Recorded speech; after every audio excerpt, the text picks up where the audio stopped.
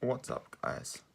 So as you can see, my eye has gone a lovely shade of purple. Just here is all like hard and scabby from where I've cut my lips or whatever on the outside. Still hurts, still stings like a bitch on the inside. And just in here is, I have fractured my skull right here above my sinuses. I think I said that in my last video, but it's particularly stinging today. So if I do ever sort of cover up part of my face, we can understand why. Anyway, today's video is going to be about what I think the real history of Mardi Gras is.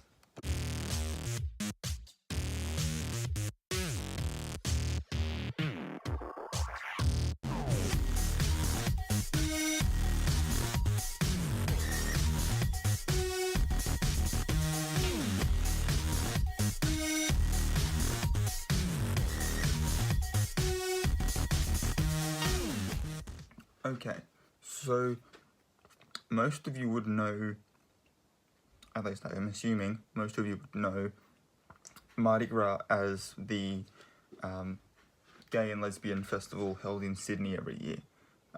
It's like a film festival, and there's parades and costumes and floats and all sorts of things. But it might actually surprise you, if that's where you know Mardi Gras from, that that's not the real Mardi Gras. If you'll bear with me, I'll explain. So Mardi Gras is actually French, and it means Fat Tuesday. Like, it literally translates to Mardi translates to Tuesday. All the other languages that are like based in Latin have Tuesday based on the god Mars, god of war. English is a little weird. We didn't go with like the Roman pantheon. We took the Norse pantheon for whatever reason. But it's still the god of war for Tuesday here. So that's what Mardi means, and then Gras is literally their word for fat. So it literally means Fat Tuesday. And it is a Christian festival where you eat all of your favorite foods, all the foods that you love to eat and that you're going to give up during Lent, so that over the next, what is it, like 7 weeks, you're able to, the next 7 weeks up until Good Friday, you're able to sort of give up these foods for Lent. Now, Lent does not include Sundays, which means that technically speaking, you're not really giving it up at all. It's just sort of like, I can only eat these things on Sundays for the next 7 weeks. Which doesn't, whatever, you know what I mean? Like, if you really want to give it up for those 40 days, you should probably include Sundays and chuck it up to like 47 or whatever. I know that doesn't have the same appeal, but there are some people that think Mardi Gras is linked to ancient Roman pagan celebrations, such as Saturnalia, which, if you're aware, is actually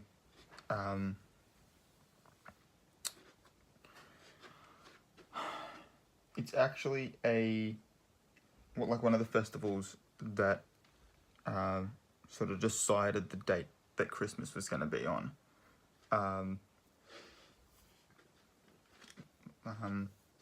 So it honored the agricultural god Saturn in ancient Roman pagan religion. It was observed in mid-December before the sowing of winter crops. It was a week-long festival when work and business came to a halt. Schools and courts of law closed, and the normal social patterns were suspended.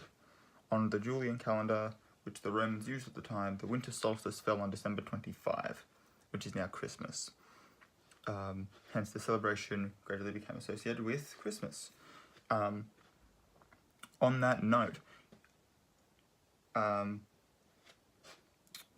Christians pretty much party all of the time. I know you might not think they do, but they do.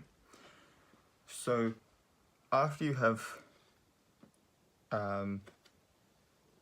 like Christmas tide, which is the 12 days of Christmas, so Christmas till about the 5th of January, I believe. You then have King's Day or All King's Day or something along those lines, it's called, on the 6th. After that is then Shrovetide, which ends on Mardi Gras, which is the day before Ash Wednesday, which is then a sort of fasting period of 40 days before Easter. And then after Easter, there's other things. Like, they've got holidays pretty much all year. You can pretty much tell what time of the year it is by asking a Christian what celebration they're currently going through. It's kind of ridiculous, honestly.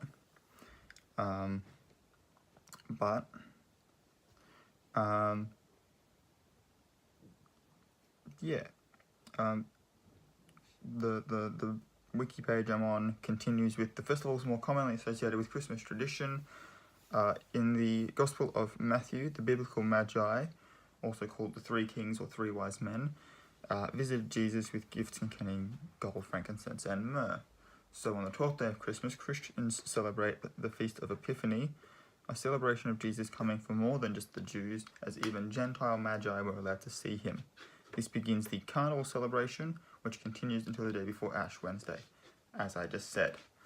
The culmination of this celebration overlapped with the beginning of Lent, as I also just mentioned. Early Christians believed that during the Lenten season, 40 days between Ash Wednesday and Easter, not including Sundays, like I said, Christians should deprive themselves of anything, especially foods that brought joy, so that they might understand better the trials that Jesus faced leading up to his death on Good Friday. Thus, on the Tuesday before Lent and the last day of Epiphany, Christians would celebrate with a feast of their favourite foods to tide them over the coming weeks. And that's basically all the history you need to know about, like, the Christian festival of Mardi Gras. These feasts were only meant for Christians, at first, but they were expanded so Christians could celebrate with their neighbours and friends. Slowly, feasts like Shrove Tuesday became public celebrations that adopted many names and traditions as they spread. Obviously, getting to France and getting called Mardi Gras.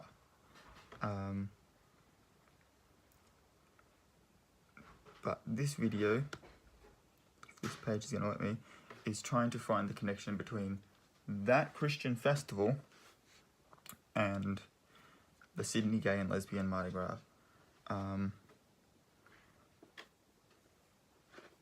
So it's an annual LGBTQI Pride Parade and festival in Sydney, attended by hundreds of thousands of people from around Australia and overseas. It's one of the largest such festivals in the world and includes a variety of events such as the Sydney Mardi Gras Parade and Party, Bondi Beach, drag races, harbour party, the academic discussion panel, queer thinking, Mardi Gras Film Festival. I have a friend who works in that. Kind of cool. As well as Fair Day, which attracts 70,000 people to Victoria Park. It's always the first Saturday in March, which means that sometimes it's the weekend, like this year, it's the weekend before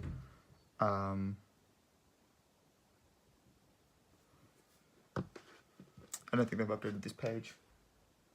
No, they've not updated this page. Either that or they just put the wrong number in. Anyway, yeah, so it was the weekend before, like, the Christian Mardi Gras, which is also, like, tomorrow as I make this video. So, yeah. The actual full, like, festival for the Sydney Mardi Gras begins the second Thursday in February, which is probably about halfway through Shrovetide. I have no idea why that's where it starts. And it ends on the first Saturday in March, which I'm pretty sure is when the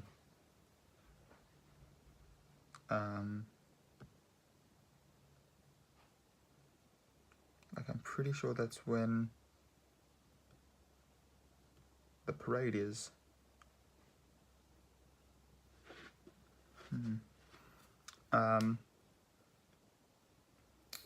But yeah, what's it?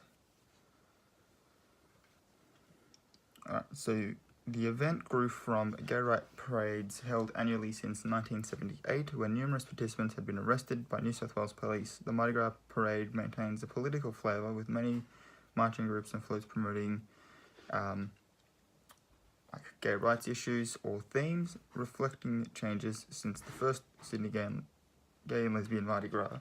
Participants in Mardi Gras parade now include groups of uniformed Defence Force personnel, police officers from New South Wales State Police, as well as interstate and federal officers, firefighters and other emergency service personnel from the LGBTQI communities. Marriage equality was a dominant theme in 2011, with at least 15 floats lobbying for same-sex marriage.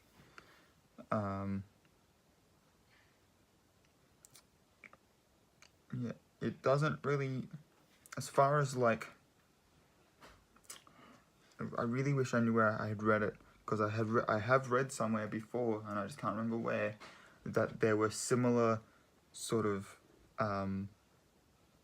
like messages behind them. So like the actual like Christian festival had something like acceptance and loving your neighbor and all this other stuff, which is just what the gay and lesbian one's trying to get. It's just trying to get some acceptance and some love for this part of the community.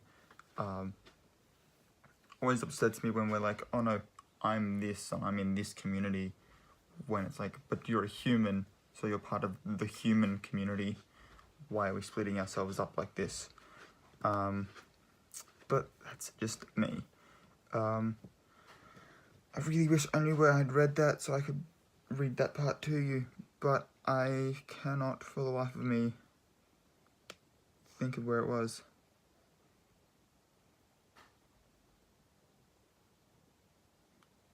Maybe it was this one.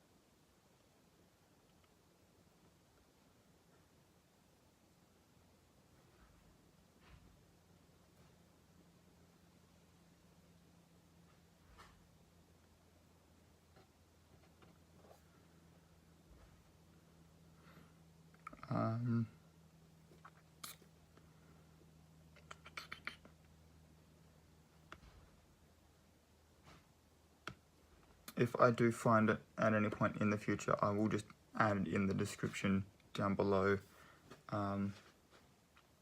Yeah. It's not even showing me anything on the Shrove Tuesday page,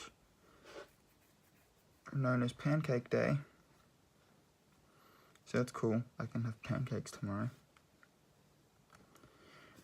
But yeah, that's all I've got for today.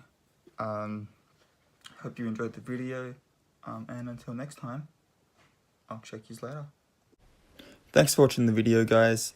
If you liked that, please don't forget to subscribe and hit the notification bell so you're notified when I upload a new video. I upload every Monday, Wednesday, and Friday. Don't forget to give this video a big thumbs up and share it with your friends as well. And if you want to see more content in between uploads, you can follow my Instagram at Ace of the Arts or my Tumblr at Stories Around a Campfire. And I will see you in the next video.